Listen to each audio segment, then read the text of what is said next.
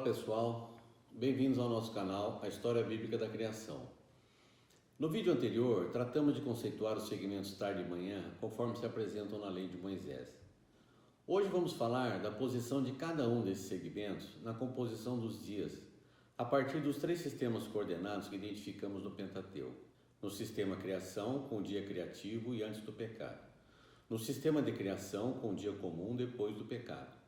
E no sistema instrução, com o dia cultico, que tem início na Páscoa do Êxodo. Conforme temos visto nos últimos vídeos, podemos identificar três sistemas coordenados diferentes, orientando as narrativas a partir de uma estrutura de referências que entrelaça o primeiro pecado de um lado e de outro as condições de proximidade e favor versus afastamento e desfavor divinos.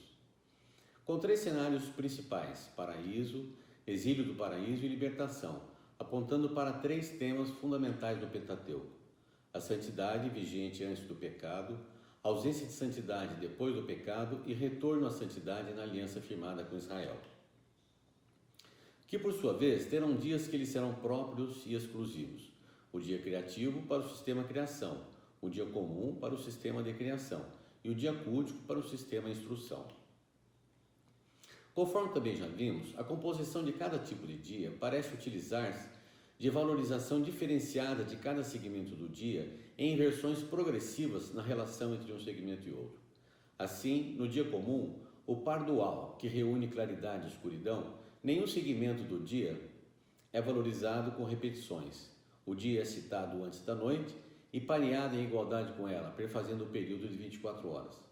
No dia cultico, a noite, mais destacada que o dia, é contada antes dele, tendo como próximo evento significativo o pôr do sol da claridade seguinte, completando o período de 24 horas. Ou seja, a claridade vigente sobre o transcurso do sol é menos valorizada, deixando de ser citada, mas é reconhecida como a segunda parte do dia que termina no próximo pôr do sol.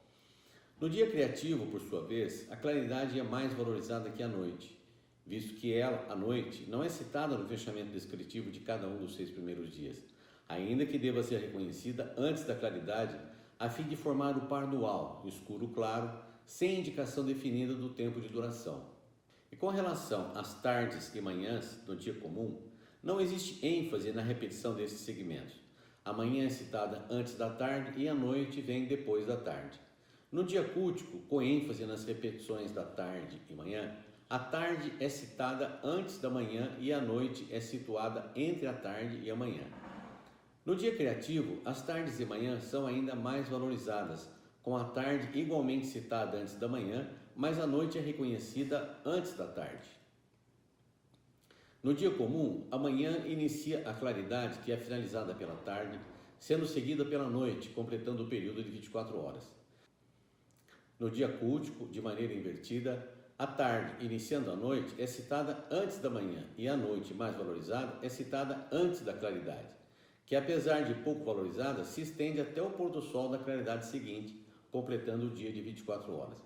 E no dia criativo, a tarde também é citada antes da manhã, mas ambas relacionadas ao período de claridade, sem a interposição da noite, como acontece no dia cultico, com um período de duração não apontado pelo texto.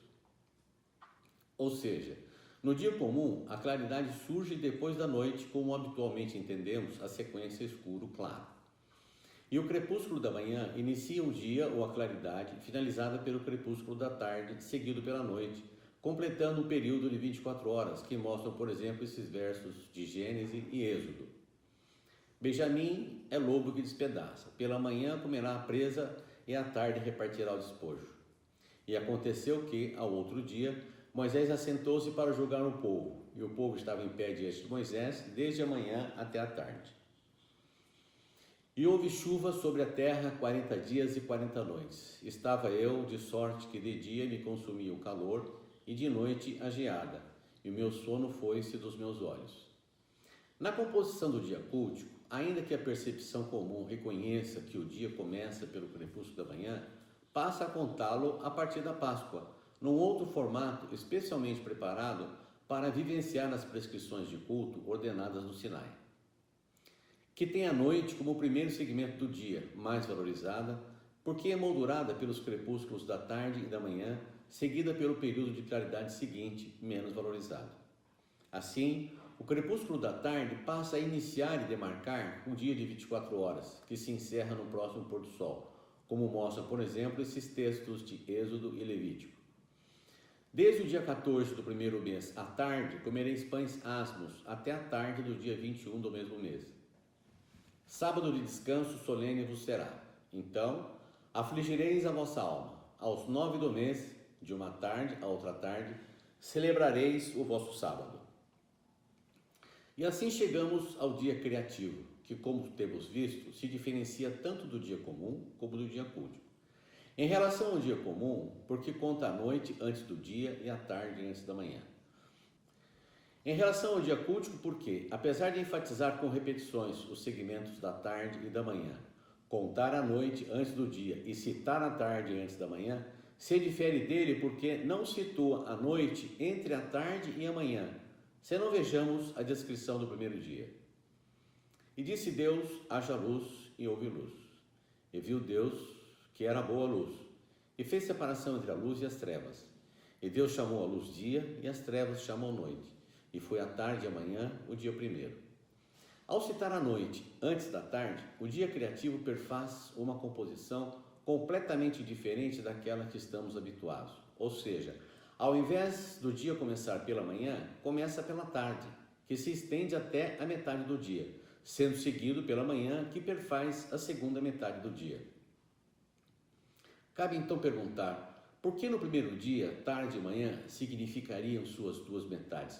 Pela falta de um astro no firmamento que divida a luz do dia, tornando-o completamente crepuscular, presença de luz sem a visão do sol. E por que a inversão da tarde como primeira parte do dia? Porque, como vimos, a primeira noite, as trevas que já existia, não fora precedida por uma érebe, ou uma tarde.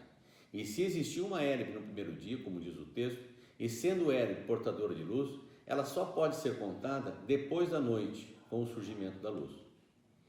Entendendo assim os crepúsculos érebe e boker, ou tarde e manhã, como a presença de luz sem a visão do sol no firmamento, os termos podem ser aplicados tanto na primeira semana como fora de Gênesis 1, no restante do Antigo Testamento e nos dias que viemos a conhecer depois do dilúvio.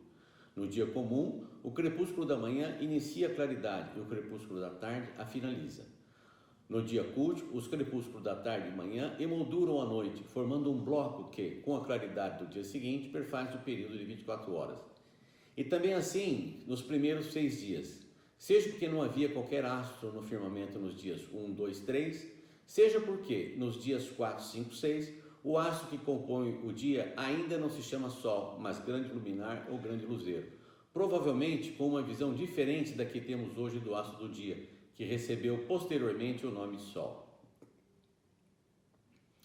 E conforme já vimos no vídeo anterior, esta tarde com luz crescente para a primeira semana mais se parece com o emprego do termo em Zacarias 14:7 do que com o uso histórico do termo fora de Gênesis 1.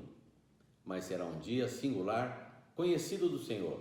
Não será nem dia nem noite, mas haverá luz à tarde. E assim terminamos de falar dos segmentos tarde e manhã e da maneira como se apresentam na composição dos dias descritos no Pentateuco. No próximo vídeo, vamos tratar da relação entre os dias e o tempo na primeira semana e como eles podem se distinguir dos dias e tempo em que vivemos. Grande abraço a todos. Se você gostou desse vídeo, dê o seu like e compartilhe. Se inscreva no canal e ative o sininho para notificações de novos vídeos. E não se esqueça de registrar seu comentário. Que Deus nos abençoe.